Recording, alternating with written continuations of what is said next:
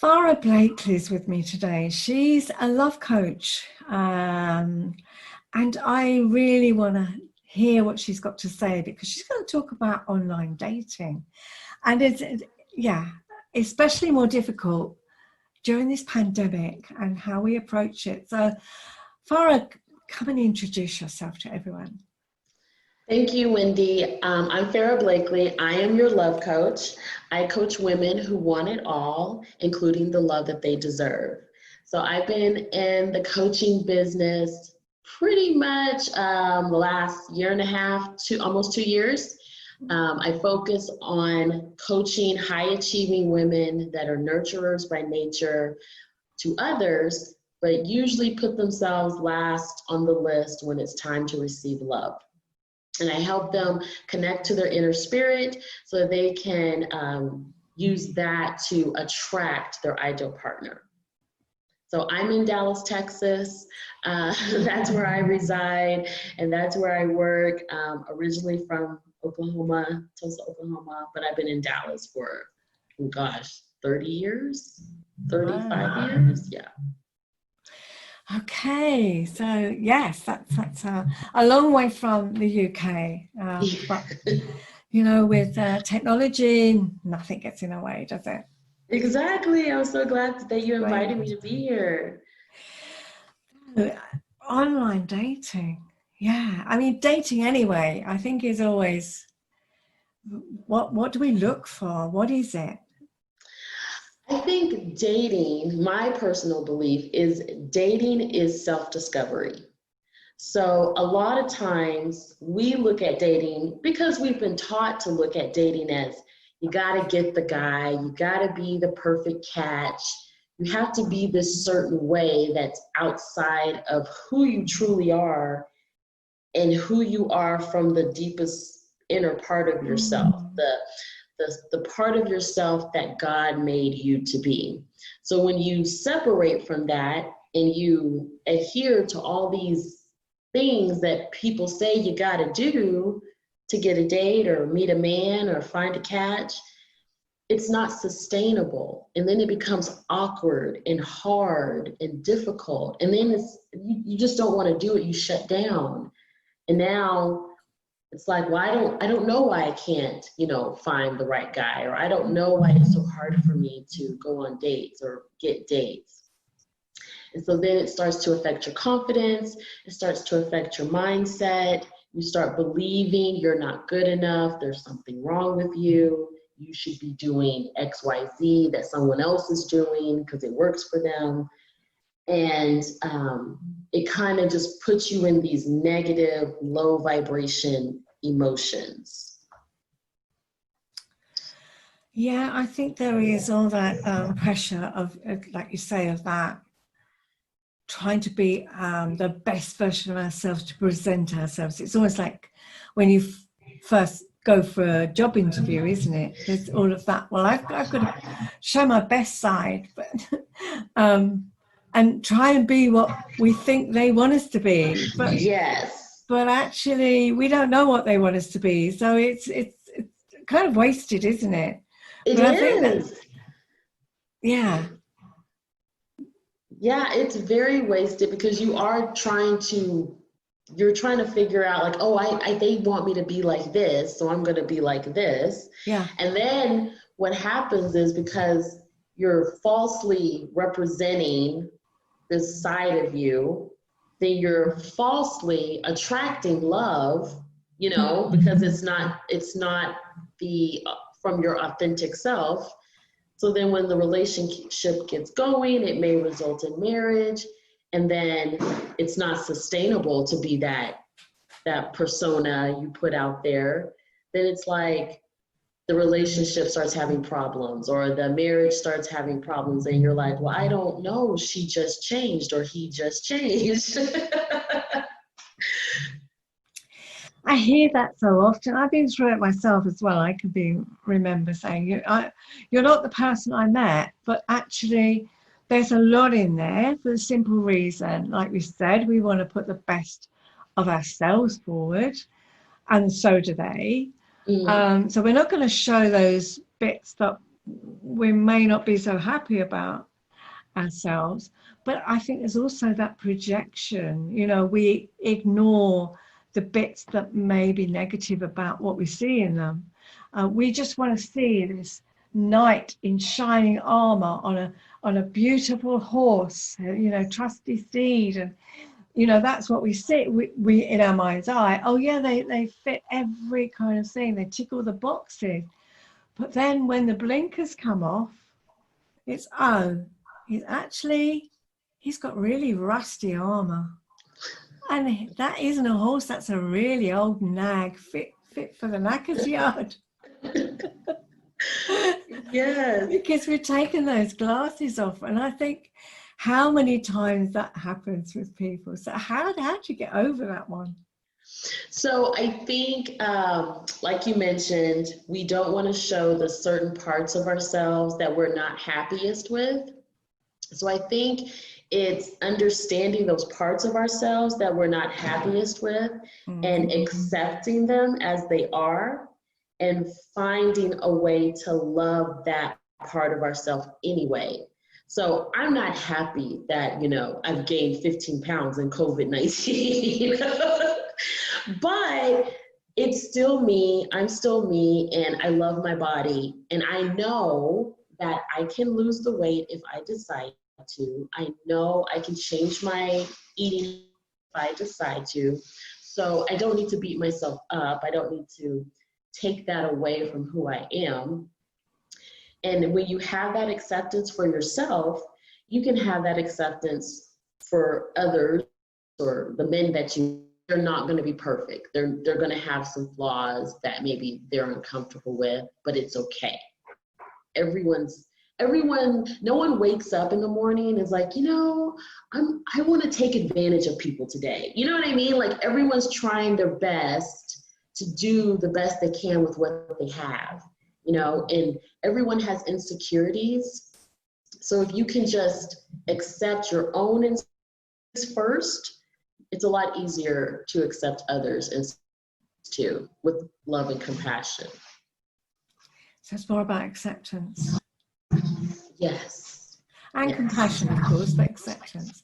But what about if you get those warning signs? Because, you know, there are times when you're thinking, this doesn't sound right to me, but what do you do with that? You know, this in my coaching, I put a lot of focus on connection to the inner spirit because that's your intuition. And when you are connected to that, you get comfortable with how your particular intuition shows up. So intuition is so subtle. It's like a faint whisper. It's not this big, mean, showy announcement.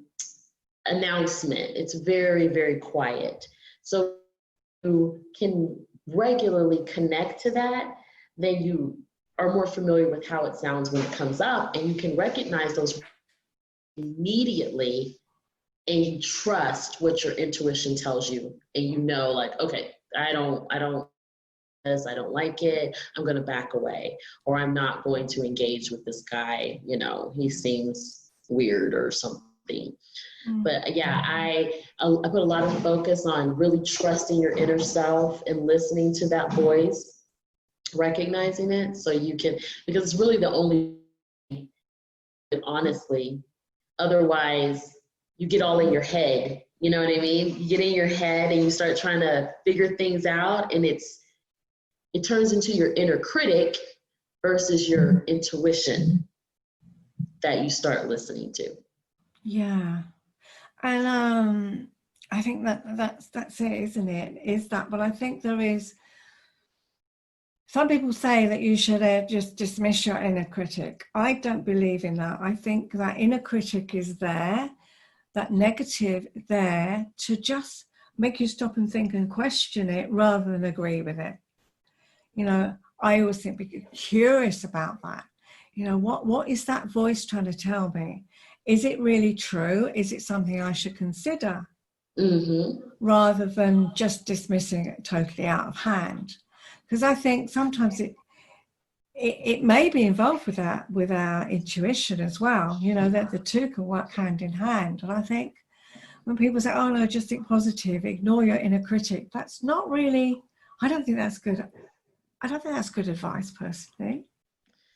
I agree with you because it makes sense. The inner critic is a part of you. There's a reason why that voice is there. It's usually out of protection because you've already gone through things in your life where there needed to be protection. And so now that voice kind of comes up whenever there's a threat or a perceived threat, you know, around you. So I don't think you should ignore it. I think you should make friends with it and become friends with that inner critic. So you can recognize, I name my inner critic. I gave my inner critic a name. So she's her own character. So when Wanda shows up, I'm like, hey, Wanda, what do you want to, what do you want me to know? And I engage in that. So it's not like this constant battle with myself. Yeah. I think that's really good advice. I agree with you. It's great to, I love the idea of naming it. Yeah. What you're doing here? How come you showed up? What's going on? Yeah. I think that's really, really great advice because you know what, if we didn't have that protection, we'd walk out in the traffic. If we didn't, you know, we'd have an accident. We'd do all sorts of things that were crazy. So it's there to protect us, but just sometimes Wanda overreacts on occasions. She does, but I have to hear her out and listen to what she wants to tell me. Yeah. And then, you know, we can discuss it, you know, and see where to go from there. Yeah, I like that. Yeah, have that discussion. And that's how I feel as well. Well, you know, what is going on? Is this in the here and now, or is it something from way back? You know, sometimes there's something way back that is niggled and suddenly come up and you're thinking, well, is this relevant to this situation, or is this history? And she just got her spade out and started shoveling and digging up stuff that isn't relevant right now. Yeah. Wanda likes to do that. So, talking about the pandemic, I think online dating is, it can be a minefield, I think. So, and I guess a lot of people will be doing more online dating because of the situation we're in at the moment. So what are your thoughts on that? I actually think it's a great time to do online dating because you are in a situation, most people are in a situation where you're forced, you're limited in where you go, how many people you can be around. You know, all the restaurants aren't open, activities are restricted. So you are forced to have conversations with people. You're forced right now to really start looking at the words they're speaking, the words you're saying, how you're engaging on the things you like to do in your life. Whereas before the pandemic, we had so many distractions. If you're at a nightclub or a happy hour, I guess they have those in the UK, happy hours. You're distracted because you got the music, you've got alcohol, you've got people around you, you've got your girlfriends, you know, so this guy could be a bum, but hey, you know, I'm having a good time. You know what I mean? Whereas now all those distractions are very limited now. So you're forced to engage in conversations. And conversations tell you a lot about a person.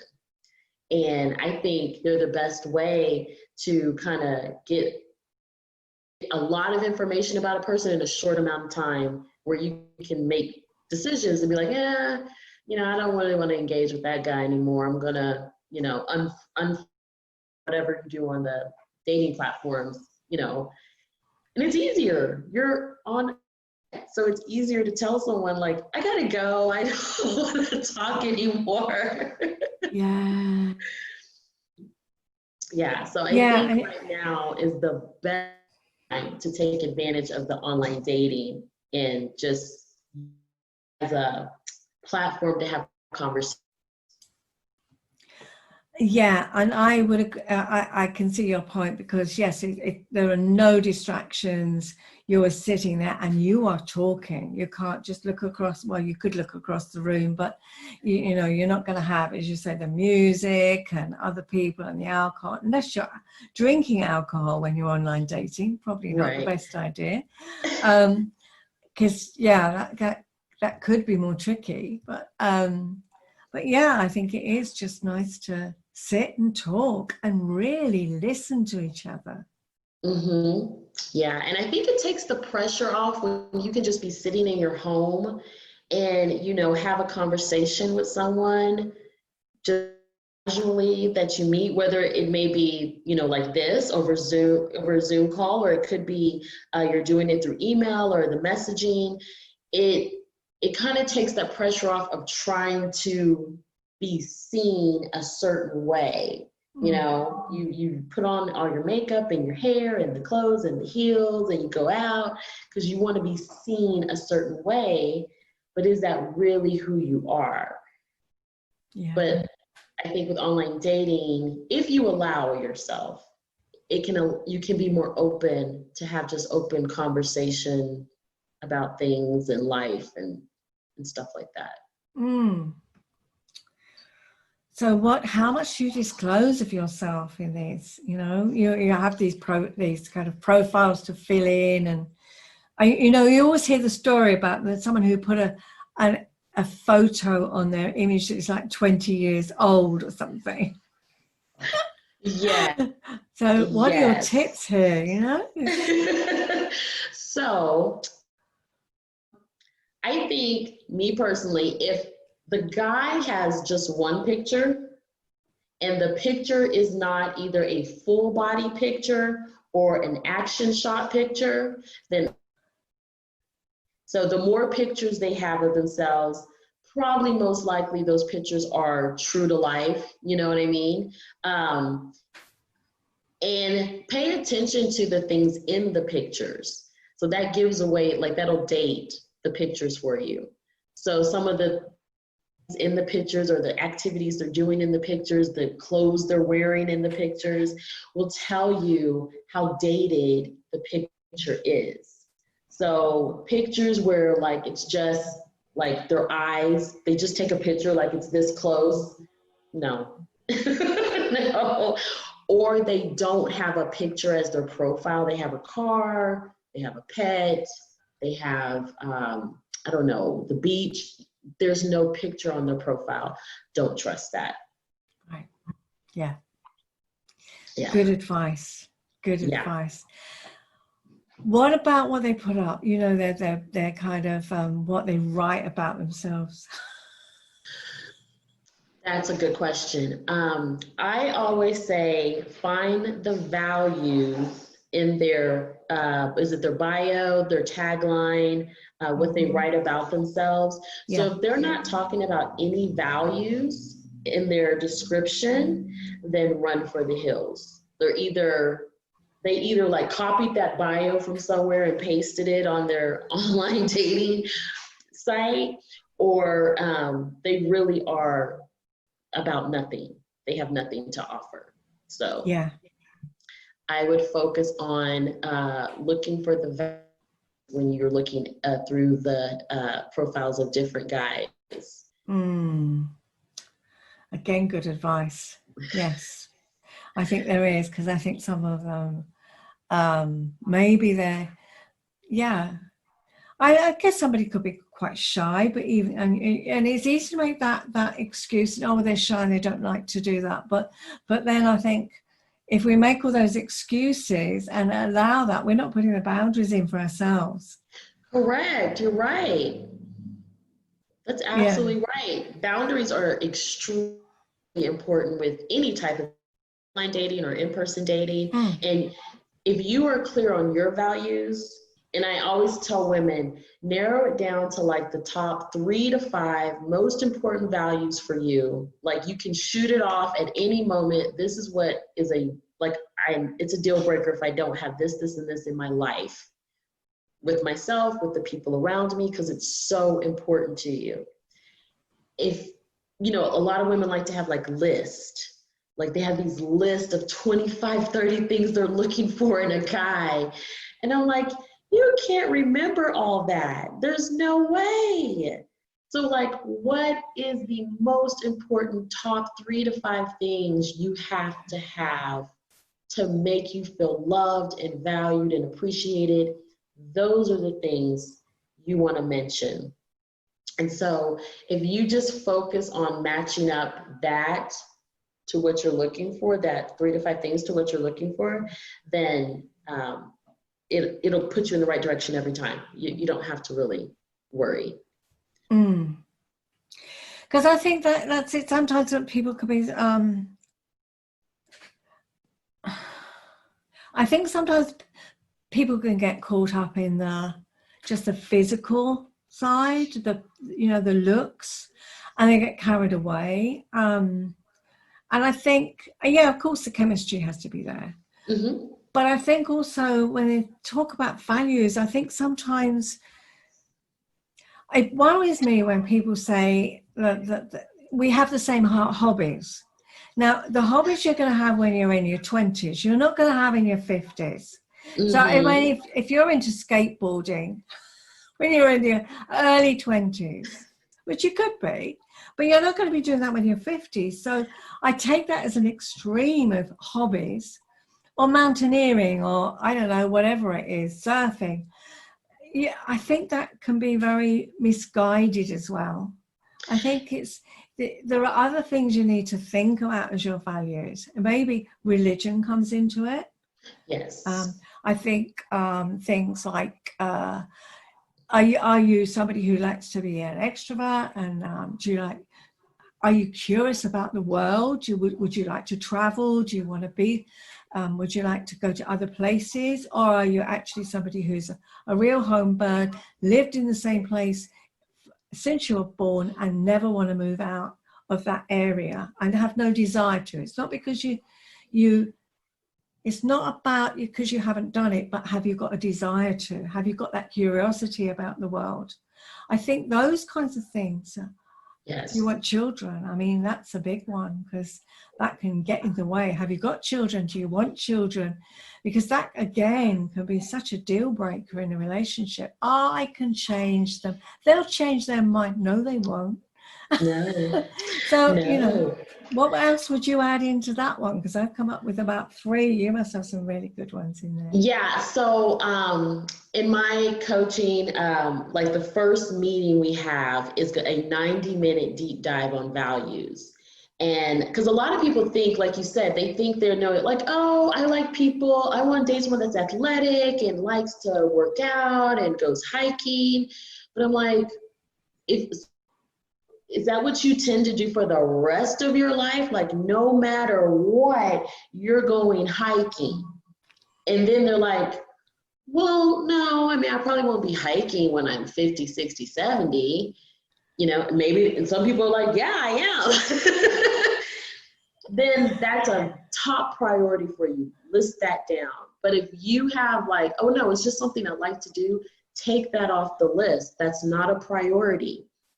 So like for myself, sharing, trusting, and connection is very important to me. So not just with someone I date or have a relationship with, but my friends, my coworkers, my neighbors. That's very important to me. So it's in every part of my life. I can't not have that. So those are the top 3 for me that I must have in a relationship, and I must look for that when I start dating. So I wouldn't be looking for, well, I want someone, that wants to go out and eat and try new restaurants. That's great, but that is like not going to get it for me. I need more than that. Well, you can't eat out forever. Right. If you're in a pandemic with eating out, what do you do then? Yeah. So I think there's a difference between, like you said, things we like to do, hobbies, interests, and people just bulk it up. Well, we have the same interest. We like to do the same things. That could change. Usually values don't change. Values are usually your values pretty much most of your life. You know, they may change a little bit, but usually it's the same throughout your life. Yeah. Yeah, I think they can change, you know, because our views change with the more information that we have, you know what I mean? And views do change socially. I think, you know, we have a different view about, I don't know, about women. Women are, if you go back 50 years or so, women really were expected to, you know, they really were second-class citizens. And in some countries, they still are in some societies. So yeah, things do change, but I think there are things that fundamentally you're right. I mean, the one thing I just could not stomach at any price would be a bigot. You know, someone who has got that, if they've got those kind of views, then no, they don't deserve a place in my life. And that's the word, isn't it? Deserve. Yes. You're absolutely right. And I think with women, we have been taught to be nice. So like if you feel uncomfortable speaking up, you know, this is what I expect, this is what I have to have. So for a lot of women, they don't communicate that right off the bat. You know, they want to be seen as nice. Yeah. You know, they don't want to come across as too aggressive or too assertive.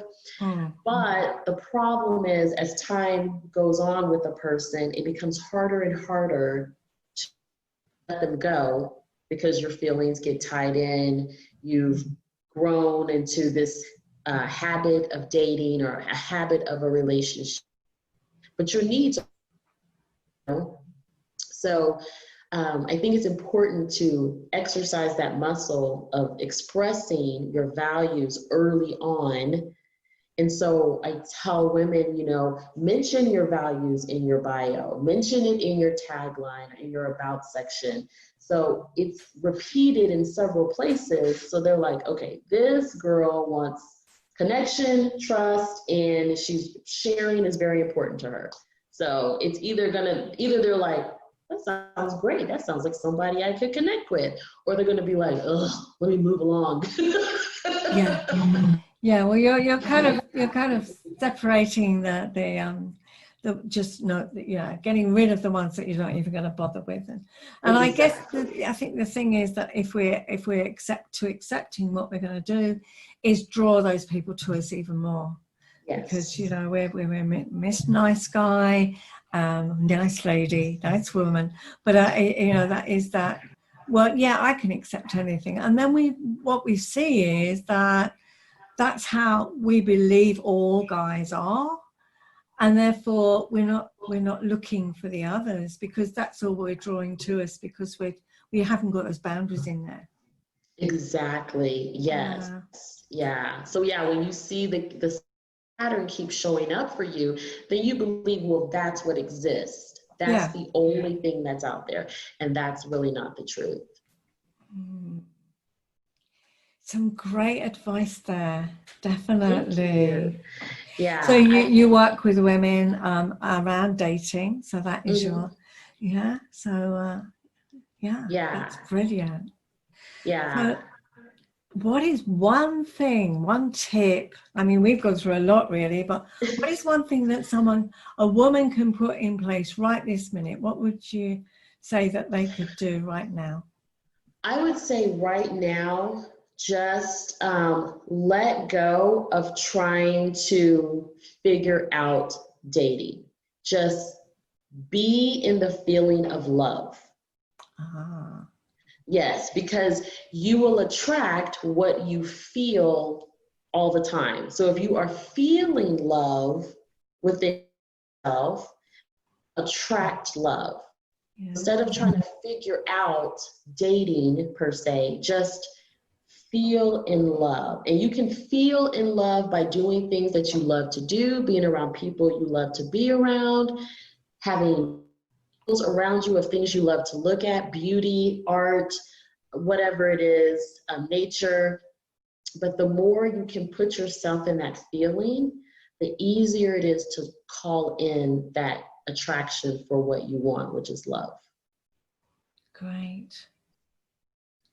That's really good. Yeah, feeling that love, I think it is important. Yeah. So how can people get in touch with you? I will put all your details in the show notes so people can read it and get in touch with you. Anything that you also do, I mean, or any offers you've got, I mean, I'll put them all in the show notes for sure. But if someone's just listening, what's the easiest way to get in touch with you? The easiest way to get in touch with me is my website. My website is www.farrahblakely.com. And I do have a freebie that I'm promoting, and it's how to win at online dating, even in a pandemic. So it's just a PDF download. It's really short, and it kind of gives you 3 areas that to focus on if you're considering online dating during the pandemic. And that's at farrahblakely.com/date. So they can pick that up there. That's brilliant. Thank you so much. And I really enjoyed listening today. And chatting. I've learned things, and it's been great fun too. So thank you so much. Thank you, Wendy, so much for inviting me on. This has been really fun.